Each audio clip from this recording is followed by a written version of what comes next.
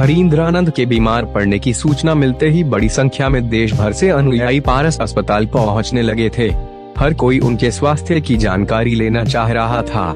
जानकारी के मुताबिक बुधवार की रात उन्हें सांस लेने में दिक्कत हुई थी और सीने में तेज दर्द की शिकायत थी, जिसके बाद गुरुवार सुबह उन्हें अस्पताल लाया गया, जहां डॉक्टरों ने बाईपास सर्जरी या एंजियोप्लास्टी की बात कही थी।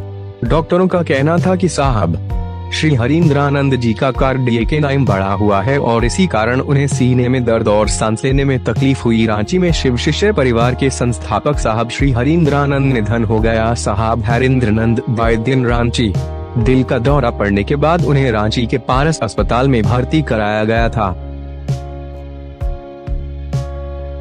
साहब श्री हरींद्रानंद जी का जीवन परिचय। जन्म स्थान सीवान जिला बिहार के बारे में सदा नीरा बिहार प्रांत के सीवान जिले में सरयू नदी के उत्तरी तट पर स्थित है।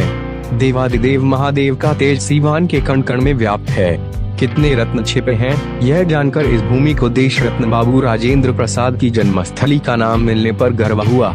और अब रत्ननगर की यह भूमि भगवान के सबसे प्रिय शिष्य साहब श्री हरींद्रानंद जी की आध्यात्मिक जागृति यात्रा से मुग्ध और प्रफुल्लित है, जो अपने ही गर्भ से अवतरित हुए।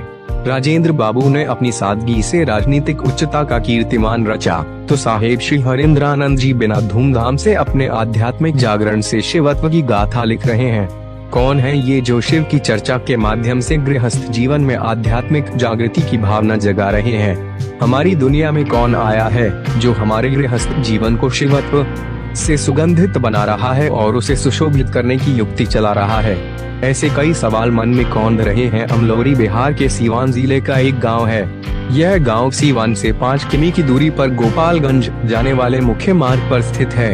यह वही गांव है जहां 1948 में कार्तिक कृष्ण पक्ष चतुर्दशी की एक सर्दियों की सुबह भगवान को भाग्य के हाथों से लिखी गई सदियों की कहानी मिली और श्री विश्वनाथ सिन्हा और माता श्रीमती राधा जी साहेब श्री हरींद्रानंद की पहली संतान के रूप में अवतार लिए जी। ऐसा अवतरण हुआ कि माता पिता और गांव जवार ही नहीं बल्कि पूरे देश ने जयंती मनाई। उस दिन दिवाली थी। मिट्टी के खिलौने और मिट्टी के शरीर पिता श्री विश्वनाथ बाबू की शक्ति और माता राधा जी की गोद की छाया पाकर वे ऐसे तेज की मिट्टी से माधव बन गई, जैसे हृदय में शिव, श्वास में शिव और कंठ में पंचाक्षर बस गए।